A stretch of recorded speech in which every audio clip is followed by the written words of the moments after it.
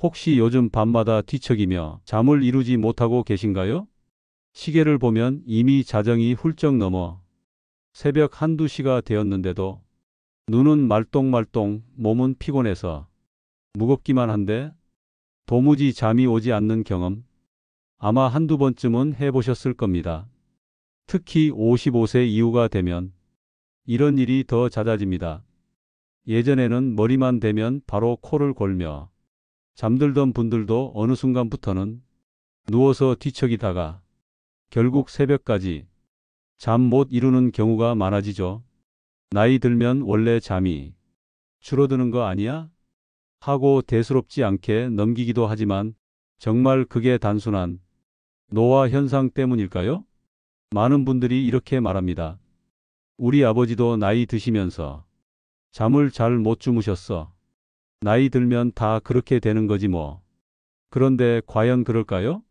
나이가 들었다는 이유 하나로 숙면을 포기해야 하는 걸까요? 오늘 이 영상을 끝까지 보시면 아마 생각이 달라지실 겁니다. 사실 잠은 단순히 피곤함을 푸는 시간이 아닙니다. 숙면은 뇌와 몸이 스스로를 회복시키는 가장 중요한 시간입니다. 낮 동안 쌓인 피로를 풀고 기억을 정리하고 면역력을 높이며 호르몬 균형을 맞춰주는 시간, 바로 잠입니다. 그런데 이 중요한 시간이 무너진다면 어떤 일이 벌어질까요? 아침에 피곤한 걸 넘어서 기억력이 떨어지고 면역력이 약해지고 혈압이 높아지고 심지어 치매 위험까지 커질 수 있습니다. 실제로 여러 연구에서 수면 부족이 우리 몸의 거의 모든 기능에 악영향을 준다고 밝혀지고 있습니다. 그래서 저는 오늘 단 10초 만에 몸과 마음을 이완시켜 깊은 숙면으로 이끌어주는 간단하지만 과학적인 방법을 알려드리려고 합니다.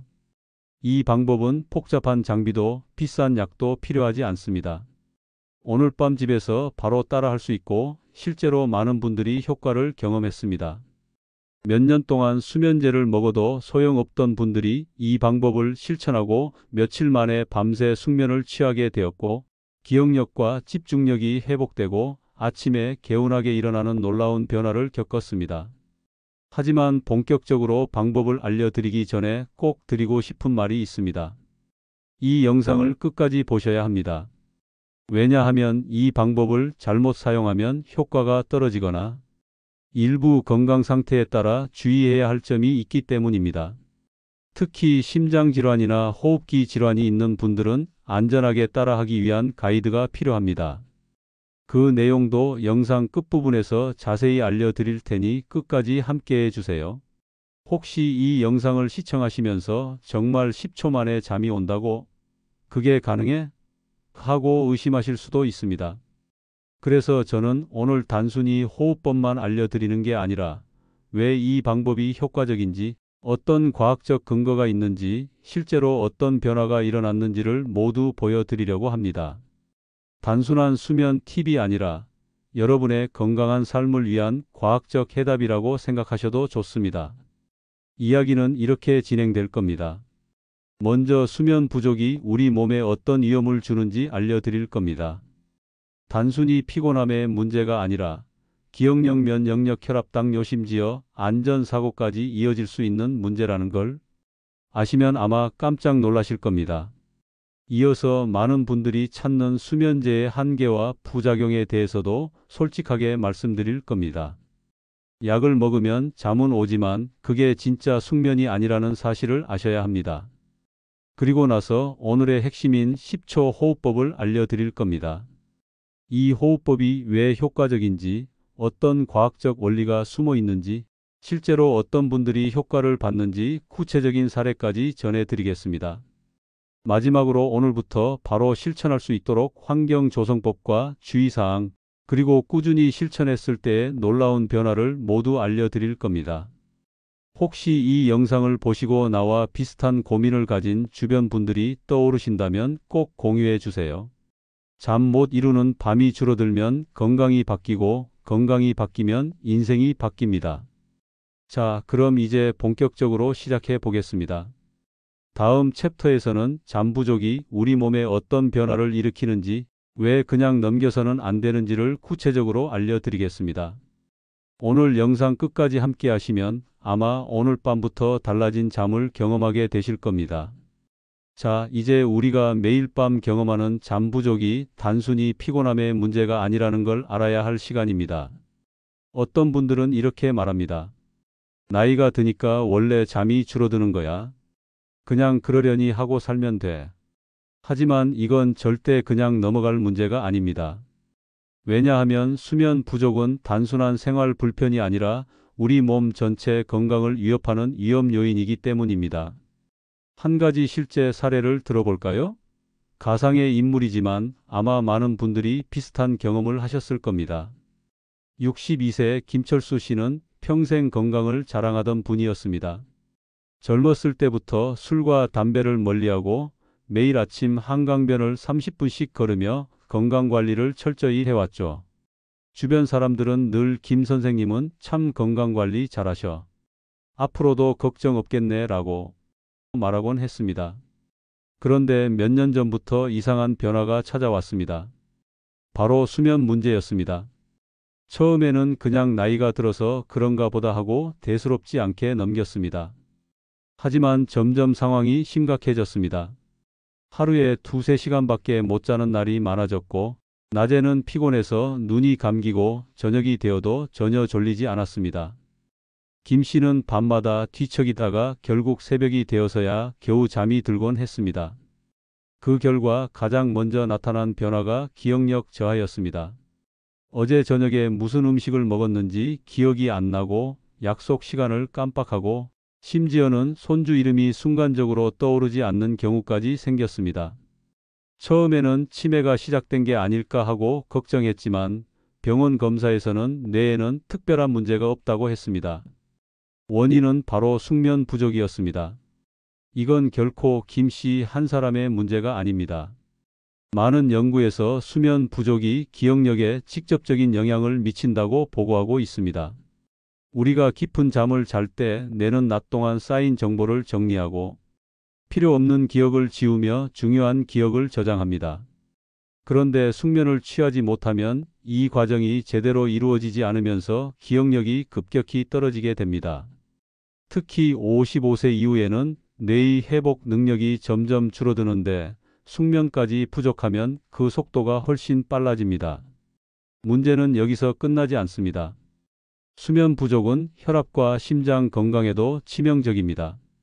잠을 제대로 못 자면 스트레스 호르몬인 코르티솔이 과도하게 분비되면서 혈관이 수축하고 혈압이 올라갑니다. 실제로 불면증 환자의 평균 혈압은 정상 수면을 취하는 사람들보다 1520mmHg 정도 더 높다는 연구 결과도 있습니다. 고혈압은 심장병, 뇌졸중 같은 치명적인 질환의 주요 원인이라는 걸 생각하면 결코 가볍게 넘어갈 수 없는 문제입니다.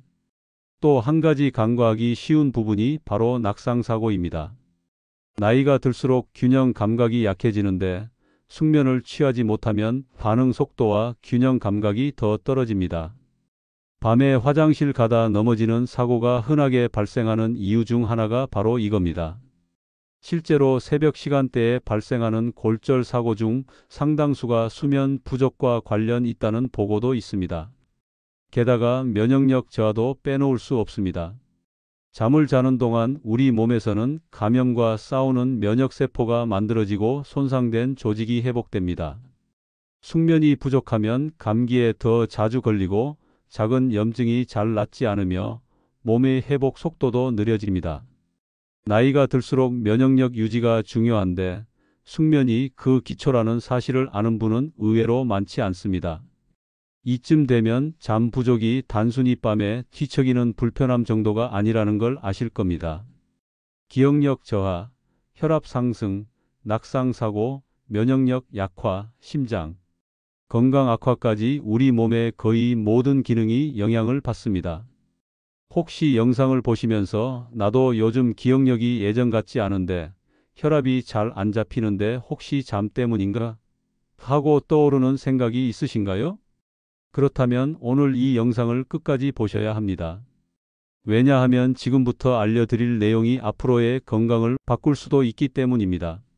특히 오늘 알려드릴 10초 호흡법은 단순한 수면 팁이 아니라 과학적 근거를 바탕으로 한 실제 검증된 방법입니다. 하지만 그 전에 우리가 흔히 찾는 수면제에 대한 이야기를 먼저 해야 합니다. 많은 분들이 잠이 안 오면 수면제를 쉽게 선택하지만 그게 어떤 문제를 일으킬 수 있는지 잘 모르십니다. 다음 챕터에서 수면제가 가진 한계와 부작용, 그리고 왜 대안이 필요한지 자세히 알려드리겠습니다. 그러니 영상을 멈추지 마시고 계속 시청해 주세요. 아마 이 영상을 보시는 분들 중 상당수는 이미 수면제를 복용해 본 경험이 있으실 겁니다. 밤마다 잠이 오지 않으니 결국 병원 문을 두드리게 되고 의사 선생님께 처방받은 약을 먹으면 처음에는 정말 신기하게도 30분 안에 잠이 옵니다. 역시 약이 최고구나. 이제 살겠다라는 안도감이 들죠. 하지만 문제는 시간이 지날수록 나타납니다. 처음에는 약 한 알이면 충분했는데 1년쯤 지나면 같은 약을 먹어도 효과가 예전 같지 않습니다. 그래서 의사 선생님이 용량을 조금 늘려줍니다. 그럼 또 한동안은 괜찮습니다. 하지만 몇 달 뒤 다시 잠이 잘 안 오기 시작합니다. 결국 용량은 점점 늘어나고 복용 기간은 길어지며 약 없이 잠드는 게 점점 더 어려워집니다. 이게 바로 수면제 의존성의 무서운 시작입니다. 실제로 많은 환자분들이 이제 약 없이는 도저히 못 자겠다고 말합니다. 약을 안 먹으면 밤새도록 뒤척이다가 결국 새벽이 되어서야 겨우 잠이 드는 악순환이 반복되죠. 문제는 단순히 의존성에 그치지 않습니다. 수면제는 우리가 자연스럽게 깊은 잠에 드는 과정을 억지로 단축시키는 역할을 합니다. 쉽게 말해 깊고 회복되는 잠을 주는 게 아니라 인위적으로 의식을 끊는 것에 가깝습니다. 그래서 약을 먹고 자도 아침에 일어나면 머리가 멍하고 개운하지 않은 겁니다. 게다가 수면제를 오래 복용하면 기억력 저하나 낙상 위험 증가 같은 부작용이 보고되고 있습니다. 실제로 65세 이상 고령 환자가 수면제를 장기간 복용했을 때 골절 사고나 치매 발병률이 더 높아진다는 연구도 있습니다. 낮 동안 집중력이 떨어지고 판단력이 흐려지면서 일상생활의 안전성도 위협받게 됩니다. 특히 무서운 건 수면제가 점점 부교감 신경의 자연스러운 기능을 약화시킨다는 사실입니다. 부교감 신경은 우리 몸을 이완시키고 깊은 잠으로 이끄는 역할을 하는데 약에 의존하게 되면 몸이 스스로 긴장을 풀고 잠드는 법을 잊게 되는 겁니다. 그래서 약을 끊으면 더 심한 불면증이 찾아오기도 합니다. 혹시 시청자분들 중에도 이런 경험이 있으신가요? 처음엔 한 알로 시작했는데 지금은 두 알, 세 알 없이는 도저히 못 자겠고 낮에도 멍한 상태가 계속되고 그렇다면 지금부터는 약에만 의존하지 않고도 잠드는 새로운 방법을 배워야 할 시점입니다. 물론 제가 지금 드리는 말씀이 수면제를 당장 끊으세요 라는 뜻은 아닙니다. 약이 꼭 필요한 상황도 분명히 있습니다. 하지만 수면제만이 유일한 해답은 아니다라는 사실을 아셔야 합니다. 그리고 약을 줄여 나가면서도 자연스럽게 숙면을 회복할 수 있는 방법이 있습니다. 바로 오늘 알려드릴 10초 호흡법이 그 해답이 될 수 있습니다.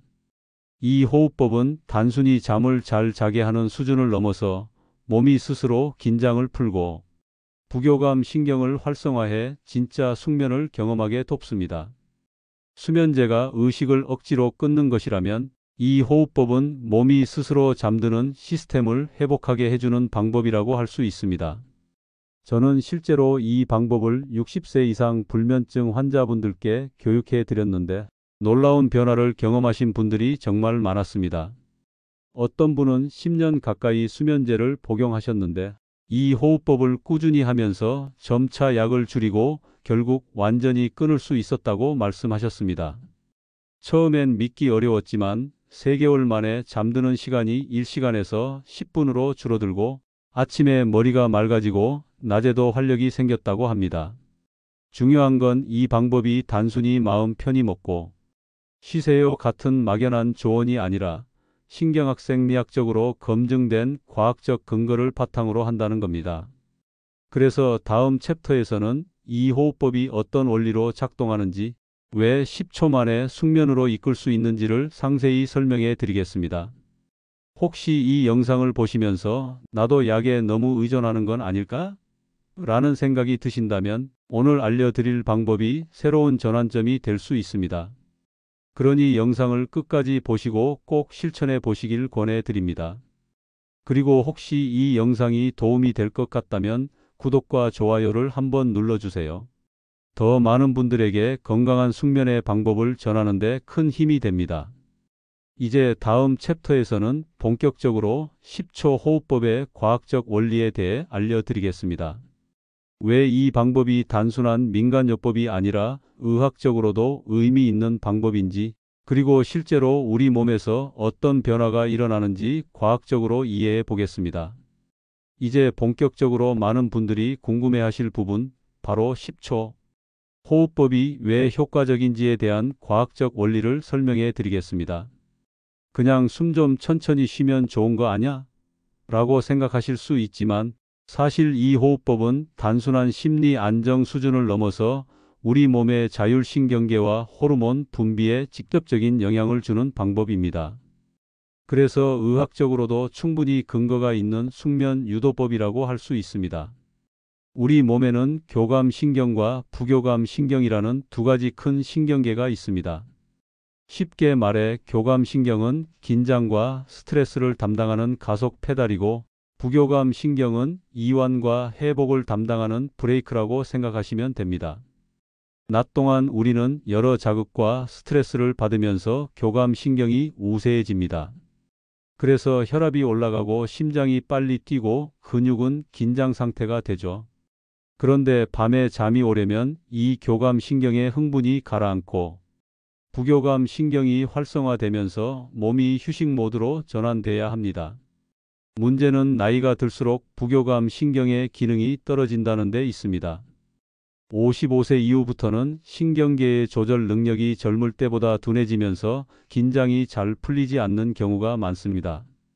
그래서 밤이 되어도 몸이 휴식 모드로 전환되지 않아 잠을 이루기 힘들어지는 겁니다. 여기서 10초 호흡법이 중요한 역할을 합니다. 이 방법은 숨을 들이마시고 멈추고 내쉬는 과정을 일정한 비율로 조절해서 부교감 신경과 미주신경을 직접 자극합니다. 특히 숨을 멈추는 단계에서 혈액 속 이산화탄소 농도가 살짝 올라가면 뇌의 호흡 중추와 미주신경이 활성화됩니다. 미주신경은 뇌에서 시작해 심장, 폐, 위장까지 연결되는 가장 긴 신경으로 부교감 신경계의 핵심 통로라고 할 수 있습니다. 이 신경이 활성화되면 심장 박동이 안정되고 혈압이 내려가면서 몸 전체가 이완 상태로 들어갑니다. 이 과정을 좀 더 쉽게 설명해 보겠습니다. 4초 동안 들이마실 때 폐와 행경막이 움직이면서 미주신경을 부드럽게 자극합니다. 이때는 마치 몸에 산소와 에너지를 채우는 단계라고 할 수 있습니다.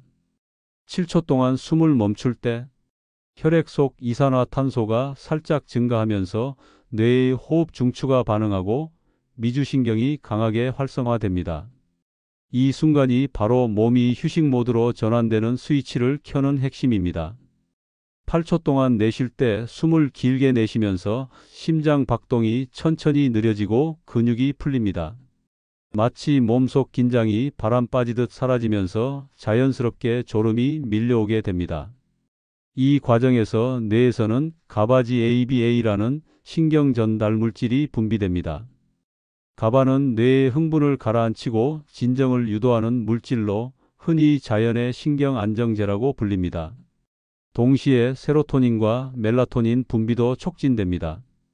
세로토닌은 기분을 안정시키고 행복감을 주는 물질이고, 멜라토닌은 수면을 유도하는 대표적인 호르몬입니다.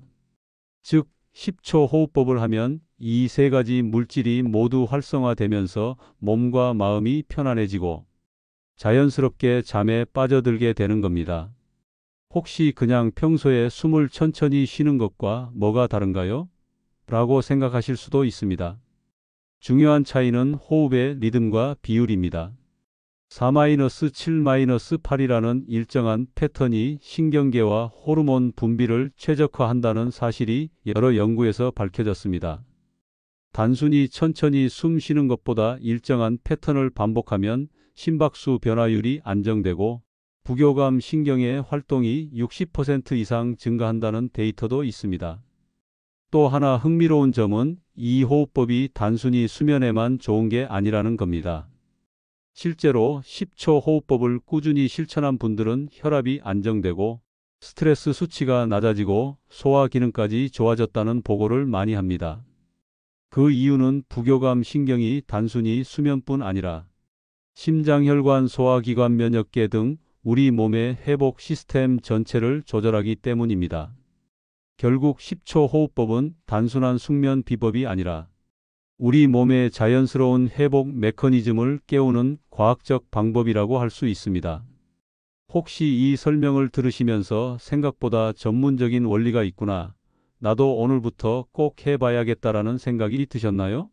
그렇다면 잠시 후 알려드릴 실전 가이드를 끝까지 보시고 오늘 밤 바로 따라 해보시길 권합니다. 실제 방법은 매우 간단하지만 몇 가지 주의사항과 함께 단계별로 정확히 배우는 게 중요합니다.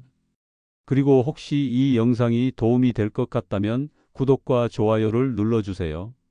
이 정보가 더 많은 분들에게 전해지면 수면 부족으로 고생하는 분들의 삶이 바뀔 수 있습니다.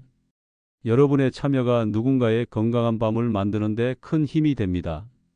이제 다음 챕터에서는 오늘 배운 과학적 원리를 토대로 10초 호흡법 실전 가이드를 알려드리겠습니다. 침실 환경 조성부터 호흡 패턴, 반복 횟수, 그리고 초보자들이 특히 주의해야 할 점까지 모두 담아드릴 테니 끝까지 시청해 주세요. 지금까지 10초 호흡법의 과학적 원리를 충분히 이해하셨다면 이제는 직접 실천할 차례입니다. 이 방법의 장점은 복잡한 장비나 특별한 준비물이 전혀 필요 없다는 데 있습니다. 침실 한 구석 혹은 조용히 앉아 있을 수 있는 곳이라면 어디든 가능합니다. 하지만 몇 가지 중요한 단계와 주의사항을 지켜야 최대의 효과를 볼 수 있습니다. 지금부터 차근차근 알려드리겠습니다. 1단계 환경 조성, 숙면을 위한 공간 만들기. 호흡법을 시작하기 전 가장 먼저 해야 할 일은 환경을 정비하는 것입니다. 생각보다 많은 분들이 2단계를 소홀히 하는데 환경이 제대로 갖춰지지 않으면 호흡법의 효과도 반감될 수 있습니다. 조명, 잠자기 전에는 가능한 한 조명을 최대한 어둡게 해야 합니다. 특히 스마트폰 화면에서 나오는 블루라이트는 멜라토닌 분비를 억제해 숙면을 방해합니다. 잠들기 최소 1시간 전에는 스마트폰, TV 같은 전자기기 사용을 줄이는 게 좋습니다. 소리와 냄새, 가능하다면 소음을 줄이고 라벤더, 캐모마일 같은 진정 효과가 있는 아로마 향을 살짝 사용하면 좋습니다. 후각 자극이 부교감 신경을 더 쉽게 활성화시킨다는 연구도 있습니다. 환경을 잘 조성해 놓으면 호흡법을 시작하기도 전에 몸이 이미 절반쯤은 이완 상태로 들어갑니다. 마치 잠자기 전에 조명을 낮추고 조용히 음악을 틀면 금세 졸음이 오는 것처럼 말이죠. 2단계 몸의 긴장 풀기, 근육 이완부터 시작. 호흡법에 들어가기 전 몸의 긴장을 먼저 풀어주는 과정이 필요합니다. 긴장 상태에서 바로 호흡을 시작하면 효과가 더디게 나타날 수 있습니다. 가장 쉬운 방법은 점진적 근육 이완법입니다. 발끝부터 시작해 종아리, 허벅지, 엉덩이, 배, 가슴, 어깨, 목, 얼굴 순으로 근육을 살짝 긴장시켰다가 힘을 완전히 푸는 방식입니다. 한 부위씩 천천히 힘을 주고 풀면서 몸의 긴장이 빠져나가는 걸 느껴보세요. 특히 어깨와 턱은 우리가 긴장을 많이 모으는 부위입니다. 어깨를 한껏 올렸다가 툭 떨어뜨리고 턱은 살짝 벌린 상태에서 힘을 빼면 몸이 훨씬 가볍게 느껴질 겁니다.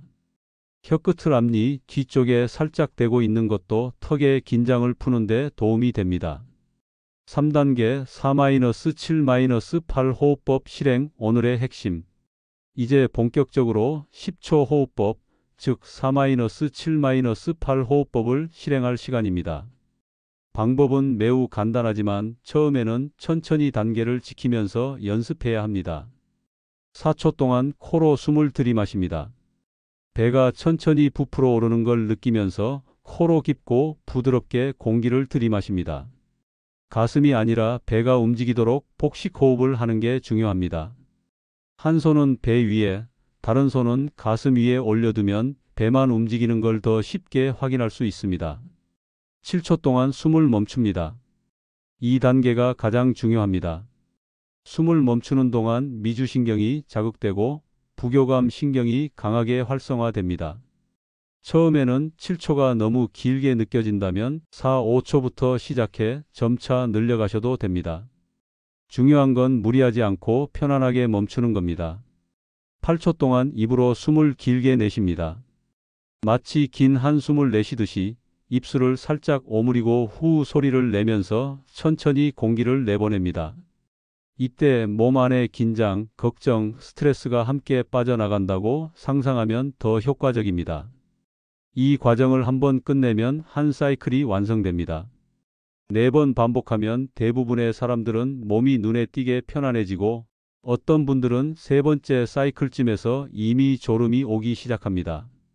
4단계 반복과 조절 나에게 맞는 리듬 찾기. 처음부터 너무 길게 하려고 할 필요는 없습니다. 처음 1주는 하루에 한 번, 자기 전 4사이클만 해도 충분합니다. 그 다음부터는 아침에 한 번 더 추가해 하루 2회로 늘려도 좋습니다. 단 한 번에 10사이클 이상 너무 많이 하는 건 오히려 각성 효과를 줄 수 있으니 피하세요. 또한 폐활량이 작거나 심장 질환이 있는 분들은 4-7-8 대신 3-5-6 같은 비율로 시작해도 됩니다. 중요한 건 비율을 일정하게 유지하는 겁니다. 몸이 익숙해지면 점점 시간을 늘려가는 식으로 조절할 수 있습니다. 5단계 생활 습관과 함께 병행하기. 호흡법의 효과를 극대화하려면 생활 습관도 함께 관리하는 게 좋습니다. 잠들기 전 카페인 섭취는 피하고 늦은 밤 과식도 줄이며 매일 같은 시간에 잠자리에 드는 수면 리듬을 지키면 훨씬 빠르게 효과를 볼 수 있습니다. 또한 가벼운 스트레칭이나 따뜻한 물 샤워를 한 뒤 호흡법을 하면 부교감 신경이 더 쉽게 활성화됩니다. 이제 여러분은 단순히 호흡법을 아는 걸 넘어서 실천할 수 있는 모든 방법을 배우셨습니다. 오늘 밤부터 바로 적용해 보세요. 처음 며칠은 어색할 수 있지만 12주만 꾸준히 하면 몸이 이 리듬을 기억하면서 잠드는 시간이 점점 짧아질 겁니다. 혹시 이 설명이 도움이 되셨다면 구독과 좋아요 꼭 눌러주세요. 이제 다음 챕터에서는 이 호흡법을 실천한 실제 사례와 꾸준히 했을 때 나타나는 놀라운 변화를 이야기해 드리겠습니다. 그 이야기까지 들으시면 오늘 밤부터 바로 시작하고 싶은 마음이 생기실 겁니다. 오늘 배운 호흡법 꼭 실천해 보시고 인생의 변화를 경험하시길 바랍니다. 감사합니다.